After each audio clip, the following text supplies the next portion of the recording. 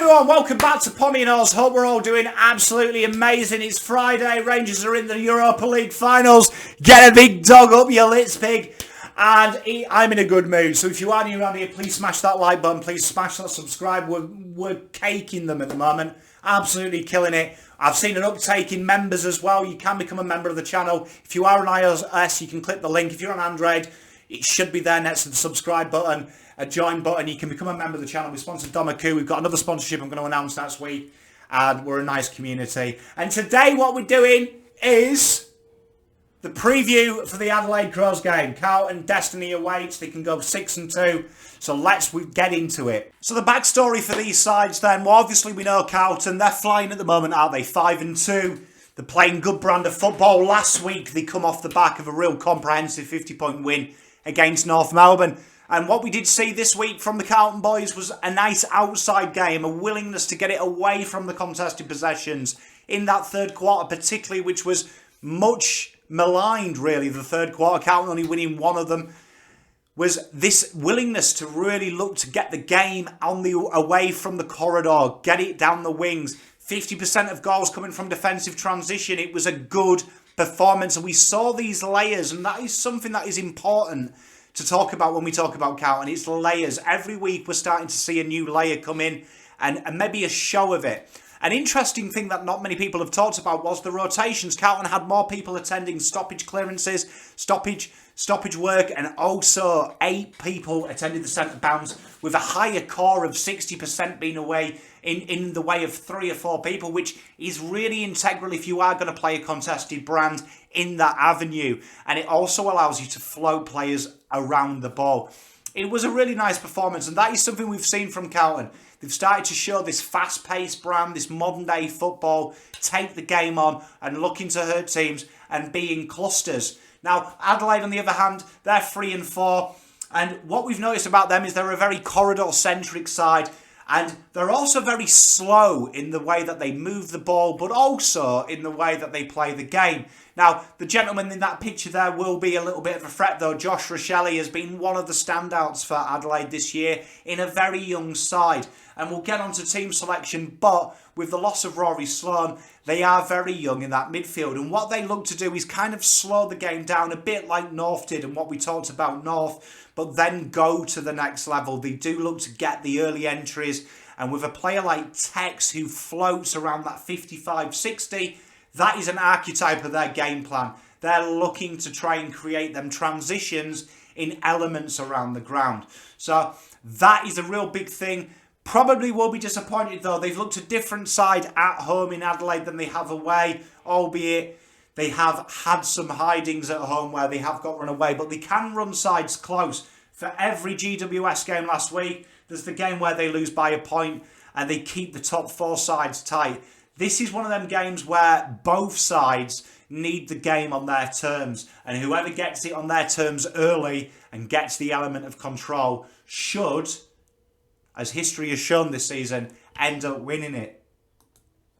Selection then. Well, Carlton didn't really spring any surprises. Hewitt didn't quite get up, but Carlton have named the extended bench, and there's some interesting names on there. Will it be Motlop? Will it be Dow? I think there's a great argument for Dow to come into this side, particularly with their midfield. How you fit him in, though, is harsh. There is rumours, which I don't know if I believe them or not, I really don't, that JSOS has got a bit of an ego. The club hasn't said anything, so I can't take that as scripture. But you'd expect not many changes. You'd expect the most major changes for Carlton will be that Williams comes back in and that's kind of logical. Where selection-wise for Adelaide, a big statement at the selection table from Nicks. They've lost Nicks for this game. He won't be in the coaching column. Carlton do go against that 100% record for a rookie coach stepping in with a 100% record, but they moved Rory, but they've got rid of Matt Crouch. Now, it's interesting, a lot of people call Matt Crouch the turnover merchant. He does rank in the top 20 for effective disposals, which is a thing there. And what you find is this is very archetype, and I think this is a huge selection change because now a lot of work is required from Ben Keys and Scholl to play that role. And what Matt Crouch does is he acts like a quarterback away from stoppages, and he looks to set up play. They've lost 2 of them type of players that are the mature control type players. And Rory Laird really is the most senior player, who in my opinion isn't a midfielder. He is a halfback that happens to float through there. So it's a huge selection statement table there. At the selection table, you've got Sam Berry now, who's going to have to really probably look to take Cripps and look to be a bit awkward and annoying for him. It's a big ask for him. But that is the hand that they've played, and it's an interesting hand. And I think from the selection-wise, even though it's a bold, brave decision by Adelaide, I think Carlton will definitely feel like they've got the favour here. Keys to winning, well, for me, how you stop Adelaide is you've got three danger things from Adelaide. I think the first one is Tex Walker, and I don't like to talk about him, but I think what Tex does is he's got a metronome effect for Adelaide Crows. When he's up and about early, you saw it this year in games he's played against Sydney and stuff. When he gets up and about, it lifts the team. And he has that kind of energy. When he's in the game, they believe he's in the game. And he floats in that awkward position for Carlton opposition marks, 50 to 60. And that's where he does. And it's because he's got the ability. And that is traditionally this year in an area where if you can get your marks around against Carlton, you have an advantage because you can set up repeat entries from there as well. And also Tex has got that ability to kick from there, which is why I think it's going to be a little bit easy for Carlton to handle. Traditionally, when these players play against Carlton, we know they can't take shots from there. It's going to be an entry, so Carlton set up in a different way. This way, you do know that he's going to take it. So a lot of work here will be from the midfielder. Carlton do traditionally transition in the midfield with a guy that straggles behind, looking for that. It's been TDK. And I think this is where TDK comes into it. TDK, when he's not rucking, will want to be oscillating probably a bit more behind the ball in the early stages of the game so Carlton can control that area. The other thing as well for Carlton is the gentleman in the picture. Traditionally, they do struggle against this type of player. Rochelle has been quiet, but the thing Rochelle needs is a moment. He's a moment player. And who you put on there is going to be interesting. Looking at how they make up, I would imagine that Plowman gets him first crack. He has a history of winning against these players, and Rochelle is the kind of guy that if the game is tight, particularly late on, he can pop up and have his moments of magic. He has been quiet the last couple of weeks, but it is a thing. And the third thing for me is Carlton, and this is a key for Adelaide winning and a key for Carlton winning, is who controls that stoppage and the clearance work. What these guys like to do is Riley O'Brien, he just drops it down at his feet. Now, traditionally, Carlton have done well against them. They like that contest. They've got the personnel. When you've got the gentleman in the picture, Patrick Cripps, the best in the league at doing it, extracting contested pill, it is. But it's about getting it away from them contests. You know what Adelaide are going to do. They're going to drop it. Big oath of a bloke, Riley O'Brien. He's going to get on top of that ball, try and slow it down, try and affect Carlton's passage. Carlton play a very wise way. They go backwards to go forwards, and last week they go backwards to go on the wing and look for them runners, particularly Doc streaming in was a very common thing, which really gets Carlton on the right track. For Adelaide, they want to get Tex in, and they're looking for early entries from these stoppages, particularly that is a high percentage for them. So for Carlton, it's been doing really what they're good at, being very centre focused around the stoppages, making sure you don't get drawn into a shitstorm, and then they'll be fine.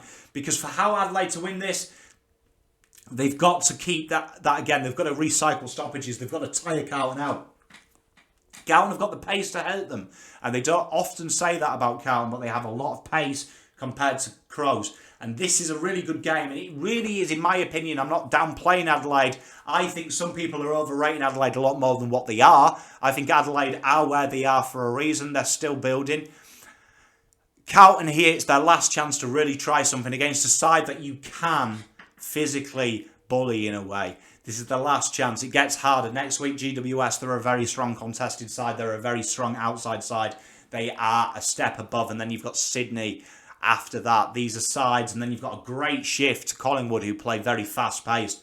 So this is really the last chance to lick it, because these guys are baby GWS in a way, with a lot more talent GWS have. But this is the keys to winning. And if Carlton can do what they do well, and then add to that layer we saw last week, no dramas.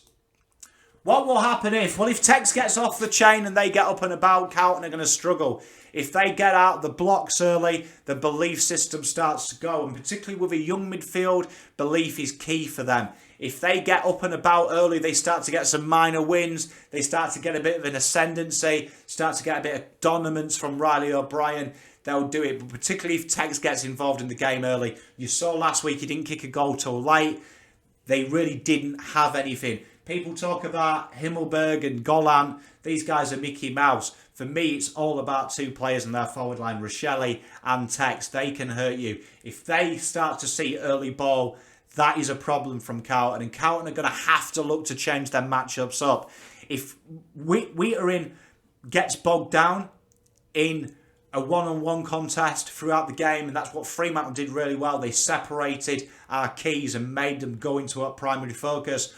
What Carlton need to do is try and take that midfield chains away, make them bomb long, and really ruin their inside 50s and not give them time. That's what Matt Crouch does well. He finds time probably just about 10 metres forward of halfback and hits that ball up to Tex. Carlton can take that kick away.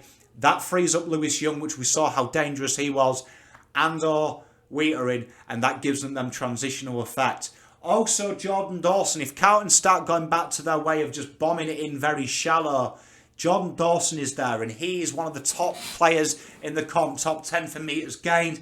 He's a rebound specialist as well, and he plays them 1-2s. He's the kind of player that can attack the corridor, and that's where Carlton are always vulnerable. And every side is vulnerable in a forward turnover if you go through the corridor. It's a brave kick, though, because usually there is numbers there. But if you do it, you are out and it's game over. And that is Dawson's bread and butter.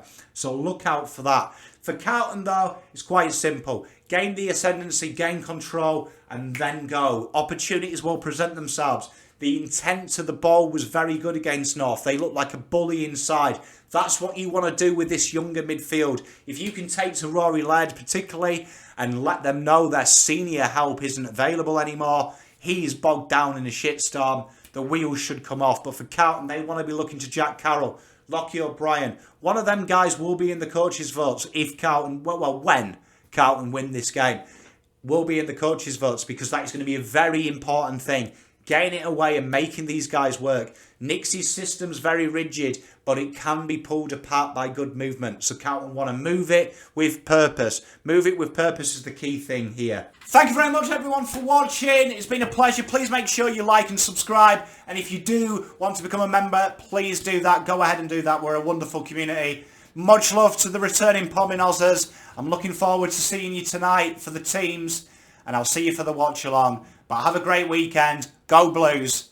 Pommy out.